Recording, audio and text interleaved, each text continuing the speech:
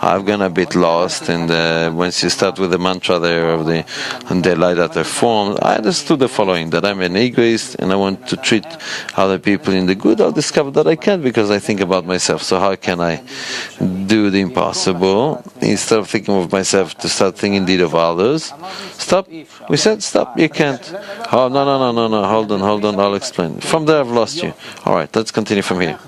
Nice. So we can sit in a circle. I explained to you here practically how do we do it. The method, sitting in a circle, 10 people,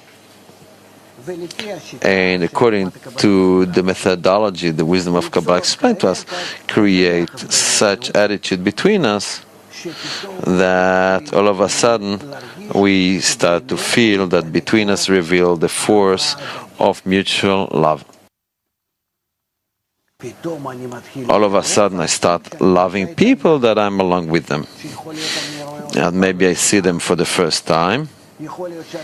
Maybe those people I've known before and hated them and I didn't want to look at them. It doesn't matter. By us sitting together, according to what the wisdom of Kabbalah dictates to me, we're speaking of things that are written there, what I need to talk about. All of a sudden discover love to them. I'm in love with them. By what? How come? I don't know how come. It is revealed like that. It's called that what I spoke before, working the light that we form. There's a certain force in nature, which I'm evoking by such deeds as we are speaking with one another. According to the topic, we're talking about connection between human beings, the influence of the environment on human beings, the extent to which we need to close to nature, to the extent we are obliged to be connected. We're obliged by nature, inevitably, yes. To the extent that had we been connected, we would have reached safe, good life, etc. We're speaking about it's not just nice words or certain like nice kids in kindies we speak. We are doing it because Kabbalists want to direct us precisely to the same frequency upon which the light that reforms working, the upper force, or the Creator, blessed be He, Elohim, doesn't matter how you call it. There's only one force. We give it many names according to its actions, but it is one force. Then it operates upon us and starts to invert in us, turning our ego into love and bestow. So instead of bestowing and loving myself into me, I want to pull myself out with my heart outwardly. Ready to put my heart before everyone. And then when we are doing such actions, after several times, if we are accurate about it, we begin to feel that force as being a common force between us. It isn't simple to reach that. This force that become the common force. Which force? The love and bestow, mutual, which dwell between us. We really need to feel how it resides or dwell between us. Within it, we begin to feel new life that is out of our body. Where is out of our body? Between us. When I as if live not in me, rather between us. In the center of the circle, let's say. And then I begin to discover this inspiration called upper force or the force of the soul.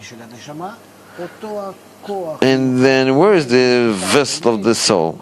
The same force that is coming to us, the force of love, mutual bestowal we create between us. It's called the vessel of the soul, in which we are feeling common life, whereby there's no I and you, rather all together. It is called the light of the neshama. And then all that which we are feeling is called neshama. And then I discover that the neshama is not 7 billion souls as we spoke before. Rather, it is one soul for all.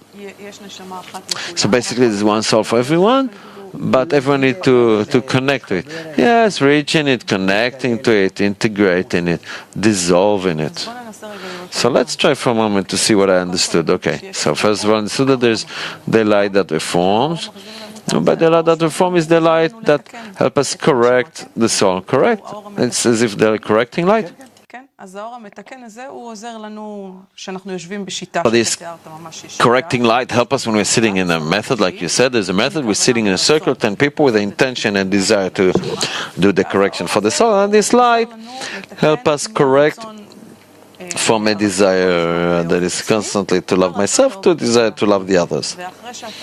And once this process occurs, we begin to feel between us a certain light. It is no longer the light that reforms. I understand that it is the light you spoke about before in the fulfillment, right? Something that already entered that vessel. So we're building a common vessel, we're building a soul, one soul, and it is called Adam. As we studying from the Torah, that first there was Adam. Adam and Eve, which Adam? Yes, Adam and Eve.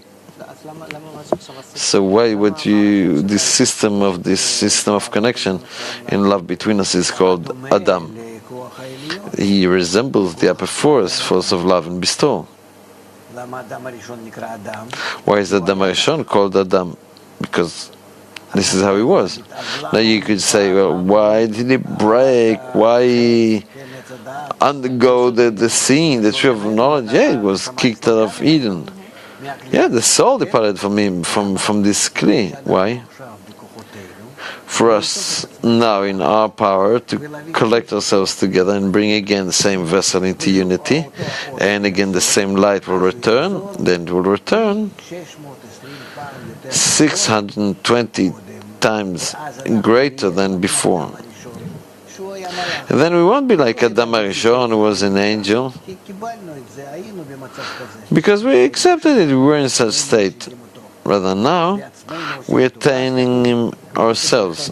And then it is written about the tree of knowledge. Yes, it is written. And you'll be Elohim, knowing good and bad. You know what bad is, now you know what good is, then you're like Elohim.